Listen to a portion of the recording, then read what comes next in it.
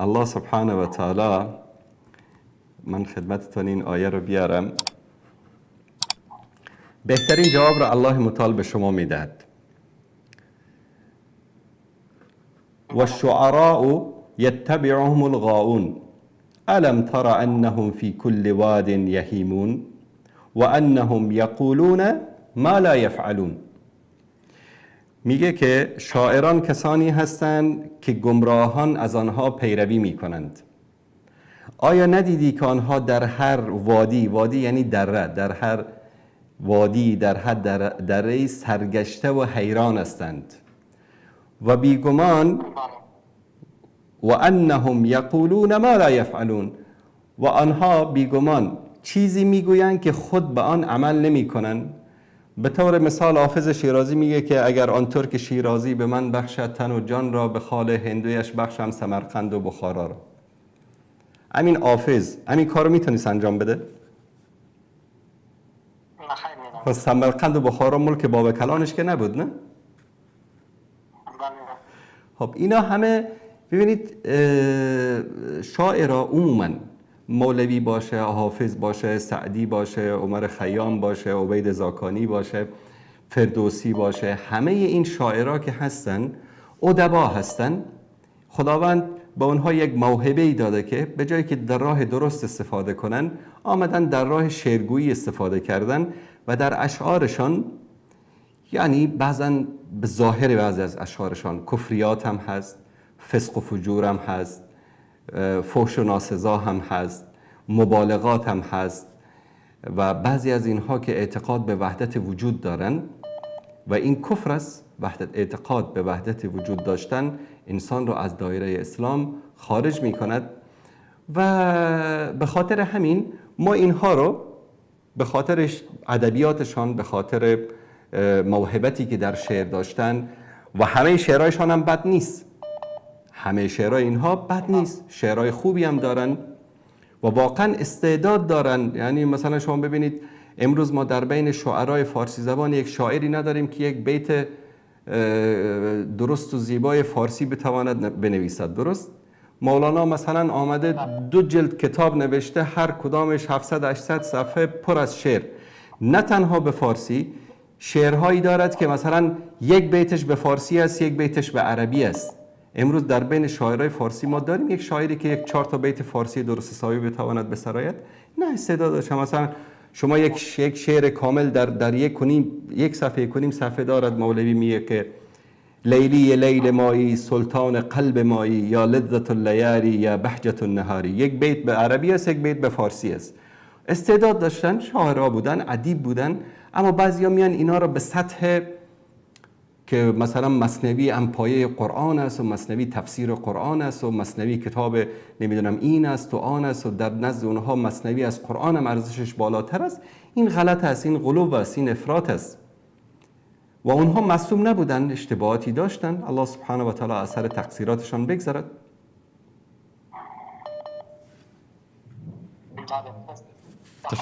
زنده باش. بله بفرمایید. سوال از خاطر پرسیدن استاد محترم که یکی از دوستان بود، یک روز هم که یک شعر ما بود، یک آهنگ بود دیگه. باز در آهنگ کی بود که یعنی هم شاعر کی بود به همو معشوقه بگیم چی بگیم، یعنی میگفت که خدای منی. باز ما او را گفتم که این شعر کفری و شرکی است، این گوش نکن. او برای من یعنی قسم گفت که استاد محترم که تو معنای شعر هم نمیفهمی، یعنی مفهوم شعر دیگه چیز است. یعنی من خواستم اینجا از شما سوال این رو بپرسم که این که میگن که مثلا مفهومش، آیا مثلا ما میتونیم که معشوقه فریادگی خود، ما اصلا برای دو قسم جواب دادم. مثال محترم گفتم خدا یک خداست، ما و شما کلمون واحد هستیم، خداوند یک خداست و که تو غیر خدا را که حتی اگر مفهومش هم تغییر داشته باشه، خدای ما الله جل جلاله است و ما اجازه نداریم اینقدر مثلا وقتی که عاشق یک نفر باشی یا محبت داری تو به اون درجه محبت برسانی که بازور خدا بودی. اگه خواست من سوال کنم بخاطر که باز او شما را که از ویدیوهای تا میبینه استاد محترم، باز من گفتم یک سوال میکنم از استاد انصاری محترم که چی میگن، یعنی حکمش از دیگه اسلام چی است که یعنی گفته از او میگه تو برای من گفت که تو معنی شعر نمیفهمی، تو گفت نمیفهمی تو گرد ندار. من گفتم درست است که نمیفهمم، باز من یک پرسان میکنم که چی میگی. تشکر از شما. باشه چشم، کمی دیگه هم در این مورد صحبت میکنم. شکر، زنده باشید. سلام. تمام. ببینید شعرهایی که به طور مثال مثلا در عرفان میگن که هر جایی که می آمده است، هر جایی که می آمده است یا شراب آمده است یا ساقی آمده است یا پیاله آمده است، مثل حافظ که میگه الا یا ایها الساقی ادر کأسا و ناولها، که عشق آسان نمود اول ولی افتاد مشکلها. میگه در اینجا می ذوق وجدان است. می ذوق وجدان است. هر جایی که معشوقه ذکر شده، هر جایی که معشوقه ذکر شده، منظور الله سبحانه و تعالی است یا منظور رسول الله صلی الله علیه و سلم است. ببینید اصلا الان مثلا شما بیاید در یک محکمه شرعی اسلامی یک نفر بیاید به الله توهین بکند سبحانه و تعالی، بعد برود در این محکمه بگید منظور من این نبود، منظور من از این توهین کردن این بود که فلان فلان شود. آیا محکمه بر اساس منظورش حکم صادر می کند یا بر اساس ظاهر حرفش؟ بعد اینجا میان چی میگن؟ متصوفه چی میگن؟ یکی شریعت است، یکی طریقت است. شریعت ظاهر است، طریقت باطن است. نه، اسلام نه شریعت و طریقت و ظاهر و باطن و فلان ندارد. قرآن یک کتاب واضح و آشکار است. دین اسلام دین پنهانکاری نیست که تو برو با 4 نفر در یک گوشه زیرزمینی بشین 4 تا بیت و نت رو بخوان بگو که ما باطن اسلام رو فهمیدیم و اینایی که در مسجد میرن قرآن میخوانن اینا ظاهر دین رو فهمیدن. این غلط است. و اینکه این شعرها رو ما امروز بیایم اینا رو تعویل بکنیم، تفسیر بکنیم، برای اینکه نه والله من منظور حافظ و مولانا و سعدی و اینها منظورشان معشوقه‌ای که به اصطلاح عبارت از یک دختری باشد، جنس مؤنثی باشد که به او میل داشته است، نیست، بلکه منظورش خدا است. تو اصلا این منظور از کجا آوردی؟ حافظ به تو گفته، سعدی به تو گفته، مولانا به تو گفته. این اولا. ثانیاً آیا همین اصطلاحات را استفاده کردنش به الله سبحانه و تعالی درست است؟ نه خیر، درست نیست. به خاطر همین ما در قرآن کریم هیچ جایی از کلمه عشق استفاده نشده در محبت. مثلا و من آیاته ان خلق لكم من انفسكم ازواجا لتسكنوا الیها وجعل بینکم موده و رحمت. چرا در اینجا مودت ذکر شده؟ چون مودت یک چیزی بالاتر از عشق است، بالاتر از محبت است بین زن و شوهر. چرا نسبت به الله و رسول قل ان کنتم تحبون الله محبت ذکر شده؟ این اصطلاحات شرعی است. کسی بیاد یک اصطلاحات من درآوردی خودش را، عشق را مثلا به الله نسبت بده. کسانی که امروز با کلمه عشق نسبت دادنش به الله سبحانه و تعالی مخالف هستند، دلیلشان دلیل واضح و آشکار و قانع کننده است. عشق تنها محبت نیست، تنها مودت نیست. عشق در او میل جنسی هست، محبت هست، در او اغراء است، در او هوس هست. مثلا یک پسری امروز در جمع ما و شما که همه فارسی زبان هستیم، زبان ما رو دیگه از ما بهتر کسی نمیفهمد، کسی بگوید من عاشق دختری هستم، آیا منظورش این است که این دختر را بگیرد داخل یک مومیایی شیشه‌ای بگذارد در گوشه خانه، هر روز بیاد نگاه بکند؟ هیچ احمقی این رو نمیگه. همه از این گپ این رو میفهمن که این شخص میخواهد با این دختر ازدواج بکند یا از او کامجویی بکند یا از او لذت ببرد.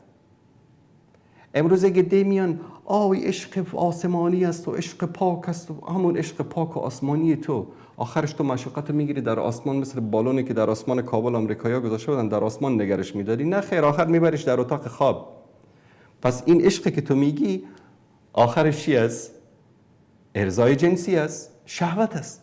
و این چیز حرام نیست که تو یک دختری را، زنی را دوست داشته باشی، عاشقش باشی، با او ازدواج بکنی، شهوتت رو هم در راه مشروع استفاده بکنی، ارضای جنسی هم بشی، مگه اشکالی داره؟ نه، بلکه عبادت است. رسول الله صلی الله علیه و سلم میفرماید کسی که با همسرش هم بستر میشه برای او صدقه است. صحابه تعجب کردن یا رسول الله چطور صدقه است؟ گفتن اگر این رو در حرام میکرد مگر گناه نبود؟ گفتن گناه بود. گفت حالا که در حلال انجام میده براش صدقه است. خیلی آسان است دین. اینا دین رو یک چیز پیچیده قرار دادن.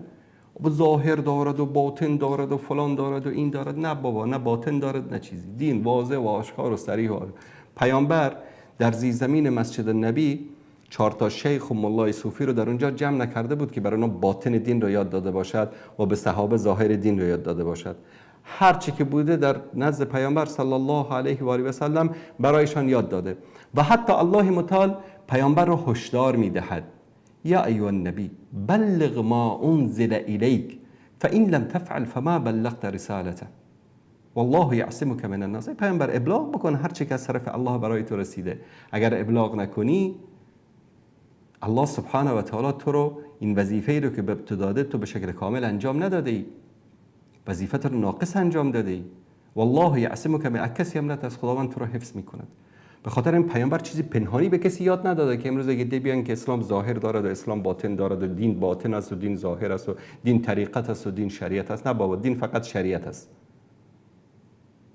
غیر از شریعت هیچی دیگری در باطن نیست. هر چه که این صوفیای مزخرف و گمراه میگن که والا باطن است و فلان است و این است و طریقت است و همه اینها به خاطر چی است؟ فقط جیب خودشان رو پر کردن است. هیچ چیز دیگری نیست. فبه همین دلیل این اشعاری که امروز مردم به نام اشعار عاشقی میارن و